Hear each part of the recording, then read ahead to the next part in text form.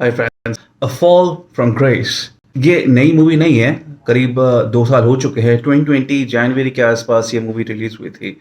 ये मूवी मैंने अभी रिसेंटली देखी है नेटफ्लिक्स पे। करीब कह सकते हो आप 1.5 से 2 घंटे के आसपास की मूवी है। ये मूवी सब मूवी जो कि completely after American movies stars होते हैं इस मूवी में, so and I am not being racist or something. Don't think like that. On the contrary, I'm saying that मेरा एक्सपीरियंस इस तरह की मूवी के साथ अच्छा ही हुआ है। Like there this movie us, like there this movie his house, ये सारी के मैंने रिव्यूज दे रखे हैं and they are like great movies, really great movies. Get out, that's another movie जो कि मैं बोलूँगा हॉरर जॉनर में आता है। All the actors were Afro American and it's one of the greatest of all horror movies. So is Us.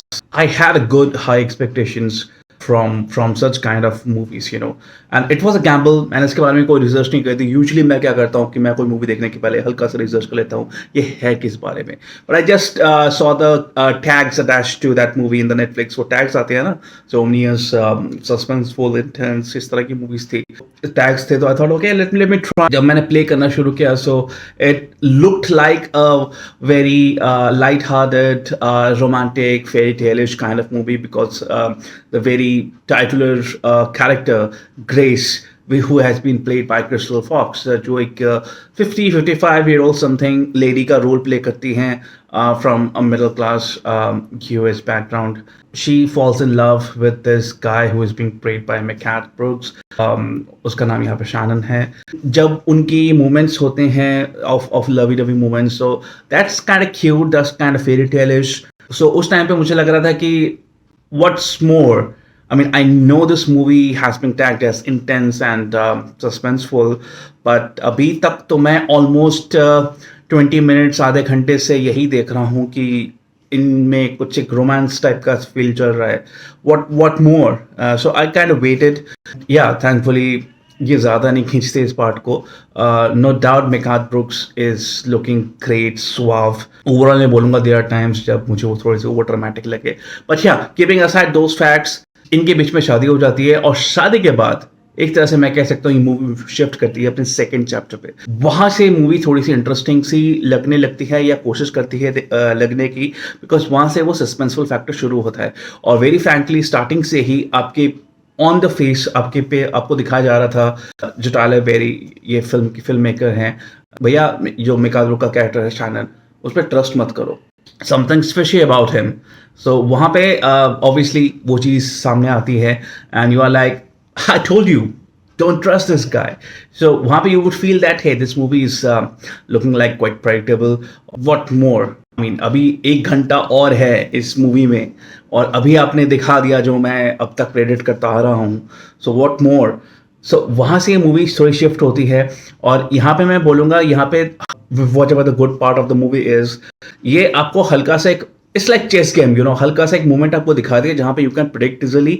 उसके बाद चीज़ें कुछ ऐसी डेवलप हुई जहाँ पे यू कुडंट हैव प्रेडिक्टेड। सो वो मिस्ट्री एलिमेंट में बोलूँगा ओके दैट वाज गुड। जो एंड पार्ट में क्लाइमैक्स में रिवील हुआ that was good, but it took a long way. मेरे ख्याल से आधा घंटा आराम से इसको चॉप ऑफ कर सकते थे।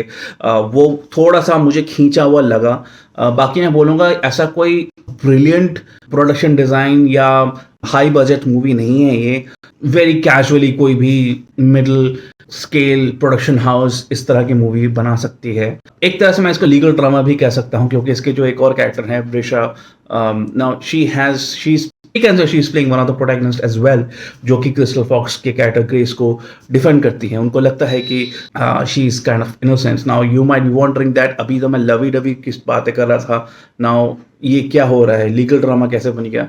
सो या ये मूवी स्टार्ट होती है in a way that Grace, the lady Grace, जो character Grace है played by Crystal Fox, she is being acquitted or accused of murder of Mehcad Brooks, Shannon, उनके husband. This a lady जो another protagonist मैं कह रहा था ब्रिशा, वो she is playing the character Jasmine, उनकी एक तरह से government appointed डिफेंडेंट एक तरह से।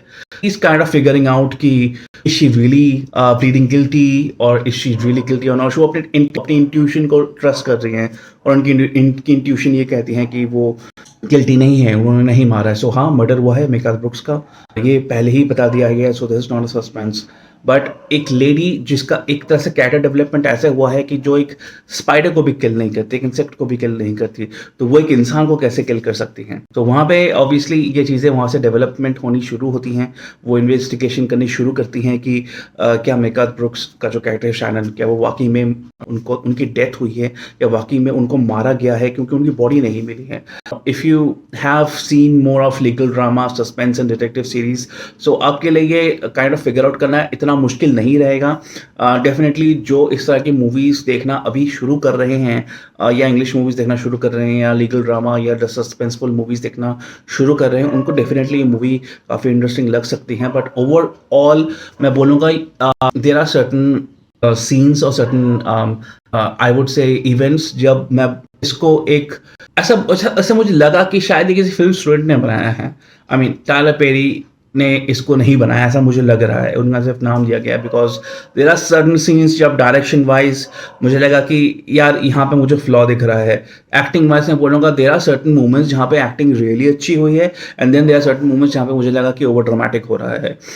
In fact there are certain scenes जहाँ पे कोर्ट रूम ड्रामा में एक एडवोकेट एक जज को इस तरह से एड्रेस नहीं करेगा। ये हमने 90s या 80s के बॉलीवुड हिंदी सिनेमा में भी कई बार देखा हुआ है। वो सनी देओल की तारीख पे तारीख वाली सीन, रिमेंबर? आई मीन आप किसी भी रियल लाइफ जज या एडवोकेट से पूछ लो, नहीं होता रियल लाइफ में कोर्ट रूम में ऐसा कुछ। आप जज को इस तरह से एक चैलेंज नहीं कर सकते, वो कंटेम्प्ट ऑफ कोर्ट होता है। यहाँ पे भी आई एम सरप्राइज्ड, ऐसा मैंने कभी किसी इंग्लिश मूवी में नहीं देखा। इंग्लिश मूवी में बाकायदा अच्छी तरह से बातें की जाती है, जज की रिस्पेक्ट करते हुए, बट यहाँ पे जब मैंने वो देखा तो मुझे एक तरह से हिंदी फिल्मों की याद आ गई, पुरानी हिंदी फिल्मों की। वो भी ऐसा नहीं होता। So that's one case. Second case, एक जो पुलिस का कैरेक्टर दिखाया गया है, जो ये जैस्मिन का कैरेक्टर डिफेंडेंट ऑफ ग्रेस, उनके जो एक बॉयफ्रेंड या हस्बैंड का रोल प्ले कर रहे हैं, एक कॉप है वो, उन कॉप की तरह कुछ सीन्स हैं। ना I am not giving spoilers but I am just sharing my experience in this, जो मुझे काइंड ऑफ ऑड लगा। He is a cop and he is arresting someone, that guy is being handcuffed, और तब उनके पास एक call आता है और वो क्या करते हैं, उस बंदे को कहते हैं वेट हियर, जिसको हैंडकफ करा है उसको बोला है वेट हियर, और वो अपने गाड़ी में जाते हैं, डोर क्लोज करते हैं और निकल लेते हैं। और ऐसा एक बार नहीं 2 बार हुआ है इस पूरी मूवी में। एंड यू आर लाइक या Seriously, a cop is handcuffing a guy and then saying, just stay here. और वो चले आते हैं, as if the guy is gonna stay here. Seriously? So, ये शायद एक कॉमेडी मोमेंट की तरह से नहीं बनाया गया वो उस तरह के सीन्स, लेकिन मुझे तो भैया ये कॉमेडी लगी। I mean, how on earth a cop can be so stupid कि किसी को हैंडकफ कर दिया और उसको वहीं पे खुला छोड़ दिया और बोल रहा है रुको यहाँ पे। ऐसा नहीं होता है। तो इस तरह के कुछ फ्लॉस की वजह से मुझे, और कहानी के अप्स एंड डाउन्स की वजह से, और थोड़ी सी मुझे खींची हुई लगी। तो ये इतनी लंबी मूवी नहीं है, थोड़ी सी प्रेडिक्टेबल है, बाद में वो प्लॉट चेंज हो जाती है, तो वो मिस्ट्री एलिमेंट मुझे अच्छा लगा। बट देन उस मिस्ट्री एलिमेंट को भी जब आपने ऑन द फेस दिखा दिया है, बता दिया है, फिर उसको आप क्यों खींच रहे हो? I mean you could predict, you have seen this. Prediction की बात छोड़ो, it's on the face. Director ने बता दिया आपको, क्लूज देके, and on the face clues देके, ऐसा नहीं कोई hidden clues, on the face camera वहीं पे पॉइंट कर रही है। सो डायरेक्टर चाहता है कि आप देखो, आप समझो कि ये ही है मेन कल्प्रिट, तो फिर आप उसको खींच क्यों रहे हो? खत्म करो ना 10-15 मिनट में रैप अप करके, उसमें आधा घंटा इन्वेस्ट करने की क्या जरूरत है? अगर आप इन्वेस्ट कर ही रहे हो तो उसकी बैक स्टोरी दिखाओ, बताओ उसको कि ऐसा क्यों कर रहा है बंदा। बट नो, उस बारे में बात नहीं हुई। एंड जब आपने क्लाइमैक्स दिखा दिया है, उसके बाद भी काइंड ऑफ एक ऐसा हल्का सा एक सीन दिखा रहे हो जहाँ पे यू आर वॉन्डरिंग कि शायद इस फिल्म की सीक्वल बनेगी। भैया नहीं चाहिए इस तरह की मूवी की sequel. I would say in all, cutting the long story short, in conclusion, Fall from Grace is a movie, is a legal drama, जिसमें हाँ कुछ न्यूड सीन्स हैं जो कि आप हो सकता है अपने फैमिली के साथ देखना प्रेफर ना करो। कुछ सीन्स होते हैं जब which are integrated in the story, तो यू डोंट माइंड दैट। यहाँ पे ये सीन जो था, जो भी सीन था, वो मुझे ऐसा लगा कि it just was there because the dude is an underwear model, तो उसको अपनी बॉडी दिखाने के लिए सीन डाली थी। अदरवाइज अगर वो नहीं भी होती वो सीन, तो भी स्टोरी पे कुछ ऐसा खास इम्पैक्ट नहीं पड़ता, और उसके होने से भी कोई इम्पैक्ट नहीं पड़ा। That's my opinion. But overall, like I was saying and giving the verdict for Fall from Grace, I'm gonna give it a, would say 1.5 to 2 star. मुझे कुछ ख़ास नहीं लगी, could have given a miss but अगर आपको कुछ और देखने को नहीं है और आप जस्ट टाइम पास करने के लिए ये मूवी देख रहे हो so you won't mind that. That's my take on fall from grace. You let me know if you resonate with whatever I am saying and of course आप अगर मेरा फेस पहली बार देख रहे हो तो सब्सक्राइब कीजिएगा, बेल आइकन ज़रूर दबाना सो दैट मैं जब भी कोई वीडियो अपलोड करूँ आपके स्क्रीन पे आ जाऊँ। That's all me for now, take care, good bye, I will see you on my next video, bye for now.